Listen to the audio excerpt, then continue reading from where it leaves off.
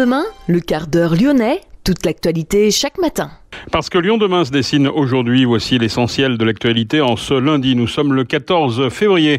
Les premiers travaux d'aménagement visant à apaiser le secteur de la place du Pont débutent ce lundi pour une durée de 6 à 7 semaines. Le Covid-19, la situation sanitaire continue de s'améliorer, notamment dans les écoles. Une large part également à la politique dans cette édition avec Yves-Marie Ulrich qui annonce son départ de l'UDI pour rejoindre le groupe de Gérard Collomb et le mouvement Horizon de l'ancien Premier ministre Édouard Philippe. Et puis un nouveau transfuge du RN pour Reconquête. Christophe Boudot rejoint Éric Zemmour. Un dossier qui est loin de faire l'unanimité du côté de Saint-Priest, l'implantation d'une plateforme de gestion de terre et béton pollué sur la zone industrielle de Mi-Plaine. Gros plan sur l'Institut départemental de l'enfance et de la famille qui accueille à Bron des enfants de 0 à 18 ans et des futures ou jeunes mamans en situation d'urgence. L'IDEF qui travaille notamment avec la compagnie de théâtre Zéotrope. La métropole propose jusqu'à la fin de la semaine de découvrir une initiation au théâtre menée au sein de l'IDEF. Explication dans le courant de cette édition. Et puis à la fin, bien sûr, de ce quart d'heure lyonnais, les principaux résultats sportifs du week-end. Lyon demain, le quart d'heure lyonnais, toute l'actualité chaque matin. Gérald de Bouchon. Bonjour à tous. Bienvenue dans ce quart d'heure lyonnais. Les premiers travaux d'aménagement visant à apaiser le secteur de la place du Pont débutent ce lundi pour une durée de 6 à 7 semaines. Au programme, l'installation d'un passage piéton central, cours Gambetta, pour relier le morceau de la place Gabriel-Péri, situé dans le 3e, face au clip, à l'autre côté, du côté 7e. Cet aménagement doit permettre de redonner un peu d'air et d'espace aux passants. Il s'agit notamment d'éviter les situations de concentration de personnes qui peuvent être un facteur facilitant les conflits, selon Grégory Doucet. Parmi les autres aménagements envisagés, la suppression des places de stationnement en épi au Gambetta, la piétonisation de la rue de Marseille ou encore le déplacement de la station de tramway du côté du cours de la Liberté. Le calendrier reste à préciser. Le Covid-19, la situation sanitaire s'améliore. Pour preuve, le nombre de classes fermées dans l'Académie de Lyon diminue de semaine en semaine. La semaine du 31 janvier au 4 février, 922 classes de l'Académie de Lyon avaient dû fermer leurs portes pour cause de cas de Covid. La semaine précédente, on en comptait 1473. Le nombre de classes fermées est désormais de 524 seulement. Dans le détail, on dénombre 7217 cas de Covid parmi les élèves sur les 7 derniers jours et chez le personnel enseignant, 307 personnes ont contracté le virus, ce qui représente 0,68%. Le Rhône est le département de l'Académie avec le plus de classes fermées puisqu'on en compte 368 uniquement dans des écoles. Suivent l'Ain, 91 écoles, puis la Loire, 65 écoles. Lyon demain, la radio lyonnaise à écouter partout dans le monde. Politique, Yves-Marie Ulrich annonce son départ de l'UDI. L'ancien maire d'Écully rejoint le mouvement Horizon de l'ancien Premier ministre Édouard Philippe et siégera désormais dans le groupe de Gérard Collomb à la métropole. Yves-Marie Ulrich retrouvera chez Horizon l'ancien socialiste et élu d'opposition à Tassin-la-Demi-Lune, Julien Ranque, qui a annoncé son ralliement en milieu de semaine. La campagne présidentielle, le candidat écologiste Yannick Jadot est celui qui a récolté le plus de parrainages dans le Rhône pour le moment, 44 parrainages. Au 10 février, 121 élus du Rhône avaient vu leur parrainage enregistré. Jadot est devant Emmanuel Macron, 22, qui n'est toujours pas candidat. Suivent Valérie Pécresse, 21 parrainages, Anne Hidalgo, 11, Fabien Roussel, 7, Jean-Luc Mélenchon, 5, Éric Zemmour, 3, Christiane Taubira, 2. Notez un nouveau transfuge du RN pour Reconquête. Après Agnès Marion, Thibault Monnier ou Antoine Méliès, c'est cette fois Christophe Boudot qui rejoint Éric Zemmour dans le Rhône. Boudot a été secrétaire départemental du FN de 2007 à 2016, conseiller municipal de Lyon dans le mandat 2014-2020, conseiller métropolitain sur cette même période. Il était encore tête de liste FN pour les élections régionales de 2015. Fin 2021, Christophe Boudot avait créé le groupe Liberté, Identité, Souveraineté avec 3 autres élus régionaux. Le président de ce groupe, l'Isérois Stéphane Blanchon, avait lui-même annoncé rejoindre Éric Zemmour la semaine dernière. Et puis notez que vendredi, l'ex-ministre sarkozyste, la lyonnaise Nora Béra, avait annoncé rejoindre Emmanuel Macron. Lyon demain, un site internet, du son, de l'image, un média complet pour les Lyonnais qui font avancer la ville. On parle économie à présent sur Paris, Lyon, Milan. Trenitalia affiche un taux de remplissage de 83% et jusqu'à 98% lors des fêtes de fin d'année. La compagnie italienne est la première à profiter de l'ouverture à la concurrence du rail français. Pas moins de 260 000 places ont été mises en vente depuis l'arrivée de la compagnie, avec des billets moyens à 37 € pour un Paris-Lyon et à 51 € pour un Paris-Milan. L'implantation d'une plateforme de gestion de terre et béton pollué sur la zone industrielle mi-plaine, à cheval sur les communes de Saint-Priest et Chassieux par la société Sauvatrice, a fait l'objet d'une enquête publique à la fin de l'année 2021. Le commissaire enquêteur juge que l'impact environnemental de cette activité dans la zone industrielle mi-plaine est globalement maîtrisé. Il a émis donc un avis favorable, avec toutefois une recommandation, privilégier autant que possible les prises de rendez-vous pour le chargement et le déchargement des poids lourds en dehors des heures de pointe. Reste que le trafic pourrait être d'une cinquantaine de camions. L'État sera le décisionnaire final. L'Agence pour le développement économique de la région lyonnaise, l'ADERLI, a pour objectif de faire rayonner l'agglomération ébranlée par la crise du Covid, mais aussi par le décès récent de son directeur Jean-Charles Faudis. L'ADERLI doit désormais prendre un virage plus durable avec l'arrivée des écologistes. La CCI de Lyon et la métropole de Lyon animent cette agence qui vise en 2022 60 nouvelles implantations. L'objectif est d'attirer à présent des entreprises et des emplois sur le territoire avec des thématiques plus écologiquement compatibles. Lyon demain, média agitateur d'idées. L'Institut départemental de l'enfance et de la famille accueille des enfants de 0 à 18 ans et des futures ou jeunes mères en situation d'urgence. Chaque année, environ 1000 enfants arrivent à l'IDEF sur décision judiciaire ou à la demande des parents. Les professionnels de la structure accompagnent les enfants au quotidien et préparent en lien avec les travailleurs sociaux une orientation adaptée. Retour à la maison, famille d'accueil ou établissement spécialisé.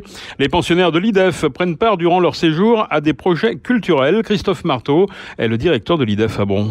C'est le nom de l'unité qui accueille en fait les activités de jour, tout ce qui est autour de la scolarité pour des enfants qui sont déscolarisés, la culture, le loisir, le sport, et qui prend en charge les enfants à la journée de 9h à 17h pour les ouvrir sur d'autres pratiques, d'autres activités, principalement pour ceux qui sont déscolarisés. Et le mercredi pour ceux qui ne vont pas à l'école, du coup il y a aussi ces activités-là qui sont organisées. Qu'est-ce que ça leur apporte concrètement ? Ça leur apporte surtout d'abord une occupation qui soit intelligente, entre guillemets, parce que c'est vrai que si on laisse les enfants un peu libres, on connaît leur propension à rester devant la télé ou à être avec leur portable. Et l'idée, c'est vraiment de les accompagner sur d'autres activités, leur faire découvrir des sports qu'ils ne connaissent pas, leur faire découvrir la culture via le théâtre, via le spectacle vivant, via la peinture, via la photographie. Et du coup, c'est aussi leur montrer que leur vie ne se résume pas à une succession de placements ou de déplacements d'un endroit à un autre, et qu'ils peuvent aussi trouver un intérêt dans une activité. On a des enfants qui ont découvert la photographie, par exemple, qui découvrent des talents de photographe ou des envies de photographie. Et rien que pour ça, pour nous, c'est déjà une petite victoire, parce qu'ils ont trouvé un centre d'intérêt, et puis ça leur permet aussi de dépasser leurs difficultés, de dépasser leur quotidien qui est effectivement difficile. C'est une ouverture aussi à la culture, essentielle pour les enfants ? Oui, pour des enfants qui, la plupart du temps, ont très très peu accès à la culture. Ça se limite souvent à des programmes télévisés ou à des réseaux sociaux ou à des choses sur Internet, mais qui les ouvrent pas complètement, en tout cas pas, à mon sens, pas suffisamment sur d'autres vecteurs, d'autres médias. Et c'est vrai que ce qu'on leur apporte, avec en plus une prise en compte adaptée à ce qu'ils peuvent faire, leur permet effectivement de découvrir des choses. Pour certains, jamais n'avaient joué sur une scène. Aucun enfant n'a imaginé qu'on pouvait y avait un technicien du son, un technicien de la lumière, que les comédiens répétaient, qu'on pouvait écrire des textes, etc. C'est une vraie découverte d'un autre monde. Finalement, c'est un moment qu'ils attendent ? De prime abord, non, ils ne l'attendent pas parce qu'ils ont beaucoup de mal à pouvoir se projeter sur ce type d'activité. Pour autant, une fois qu'on les a accrochés, une fois qu'ils sont dedans, c'est un vrai plaisir pour eux, c'est un vrai plaisir pour nous de les voir s'épanouir dans ce type d'activité. Le plus dur, c'est de passer le cap de oui, je suis prêt à y aller, je suis prêt à participer, parce qu'au départ, souvent, c'est un refus, ça m'intéresse pas, j'y connais rien, c'est pas pour moi, je préfère aller faire autre chose. En 2021, avec la compagnie de théâtre Zéotrope, 25 jeunes de 3 à 18 ans ont participé à la production de 3 spectacles autour de thématiques suggérées par les enfants eux-mêmes, comme la nature ou la mode. Sandrine Cuvier est la directrice de la compagnie Zéotrope. Alors on est une compagnie villeurbannaise, ça fait 23 ans qu'on existe et on est en résidence, on habite dans le quartier des Brosses à Villeurbanne, au rez-de-chaussée d'un HLM. Du coup, tout notre travail de création se fait autour des spectacles participatifs. Alors l'idée, pour nous, c'est de défendre le faire ensemble. On propose à qui le souhaite de venir créer des spectacles avec nous et d'être sur scène avec les artistes et de tout créer ensemble de A à Z. Donc l'idée, c'est quand on est nous en création en tant qu'artiste, on a une grande feuille blanche et puis on l'a rempli et l'idée c'est qu'avec les habitants aux Brosses ou ici avec les enfants de l'IDEF, c'est de partager notre feuille blanche, de l'agrandir un peu et de faire que tout le monde puisse participer avec nous. Alors justement, quel est votre public ? Alors à l'IDEF, c'est un public lié à la protection de l'enfance. Ce sont des enfants placés qui sont à l'IDEF, qui arrivent de façon urgente, puisque l'IDEF est un foyer d'urgence, avec plein de problématiques différentes liées à leur placement. Ce sont des enfants généralement qui vont entre 3 ans à 17 ans. Et on a des groupes, nous, quand on travaille avec un groupe à l'IDEF, on a généralement un groupe de 10, 12 enfants adolescents et on demande à ce que ça soit transversal dans l'âge et donc ça commence vers 4 ans, 3-4 ans. On a eu 2 ans et demi une fois, jusqu'à 17 ans. Voilà, l'idée c'est d'avoir tous les âges représentés. Alors vous leur proposez quoi ? Un programme sur une semaine, c'est ça à peu près ? Ouais, on a une semaine pour construire un spectacle, pour imaginer un spectacle, créer le spectacle, l'écrire, le répéter, le jouer, construire les éléments de décor s'il y a besoin, les accessoires de A à Z. Donc tous les après-midi, et dans le spectacle, il y a de la musique, il y a de la chanson. Donc généralement, ça se finit en chanson, parce que ça donne du peps au spectacle. Et puis il y a tout ce qu'on fabrique aussi, parce que le théâtre, ce n'est pas seulement être sur scène et jouer, c'est aussi des décors, du son, alors de la lumière. Là, on peut pas trop travailler la lumière, quoique avec les ombres chinoises, on l'a fait. Mais voilà, c'est plein d'autres métiers, et c'est aussi de leur faire découvrir que c'est à la fois passionnant et à la fois pas si compliqué que ça quand on a juste envie de le faire et qu'on est tous ensemble pour le faire. Notre principal discours avec les enfants, c'est que c'est un travail de groupe. C'est-à-dire qu'on a besoin de tout le monde et que si à un moment donné, il y en a un qui veut plus, en fait, ça va être compliqué de faire le spectacle. L'idée, c'est de démystifier le théâtre et puis de faire que ces enfants qui sont vraiment en difficulté, alors scolaires, difficultés de rapport avec l'adulte, plein de difficultés, encore une fois, on va dire normales dans le cadre, dans leur situation, et ben ça aide aussi à apaiser les choses. C'est-à-dire que travailler avec des artistes adultes qui sont pas des éduques, qui sont pas leurs parents, qui sont pas, ça leur montre d'autres comportements, d'autres relations avec les adultes. Pour ceux qui ont des problèmes d'apprentissage, on écrit les textes en fonction, donc des fois ils ont pas le texte, mais on leur fait répéter à côté. Enfin voilà, on trouve les solutions, encore une fois, pour les mettre en valeur. L'objectif principal, c'est de créer un spectacle et de mettre en valeur chaque enfant qui participe au spectacle. C'est vraiment l'idée maîtresse du projet, c'est qu'ils soient contents, fiers à la sortie de la représentation le vendredi. Est-ce que ça suscite des vocations ? Pour le coup, à l'IDEF, on les voit pas très longtemps. Il y en a certains qui m'ont demandé comment on faisait ce métier. Il y en a certains qui pensent qu'on gagne plein d'argent, qui pensent qu'on passe à la télé, qu'on est très connu. Et puis quand on leur a dit que non, ils disent qu'ils vont faire un autre métier, mais en tout cas, il y en a certains qui étaient très intéressés. Puis il y en a beaucoup qui ont énormément de talent. Il y en a qui se découvrent sur scène, vraiment. Et il y en a qui se découvrent alors soit au théâtre, soit certains qui aiment bien écrire du rap ou des slams. Alors on en profite, on fait un travail spécifique avec le musicien là-dessus. Et il y en a qui sont vraiment doués, qui sont vraiment très doués. Il y a un rendu après qui est fait à l'issue de la semaine en termes de photos, Alors oui, on travaille avec une photographe qui s'appelle Sandrine Marichal, qui par ailleurs suit la compagnie et qui travaille régulièrement pour la compagnie sur Villeurbanne notamment. Et là, le principe, c'était, on lui a demandé de couvrir un peu les 4 résidences, tout en conservant l'anonymat des enfants, puisqu'on n'a pas le droit de voir leur visage. Et du coup, toute l'astuce, c'est de trouver comment créer une exposition sans visage. Donc on part des mains, on part de masques, on travaille avec toutes sortes de choses différentes pour qu'on puisse mettre en valeur le projet, mettre en valeur les enfants sans qu'on les reconnaisse. Pour vous, c'est du bonheur aussi d'intervenir dans ce cadre-là ? Ah oui, pour moi, c'est, je pense, le projet le plus important qu'on a depuis 12 ans.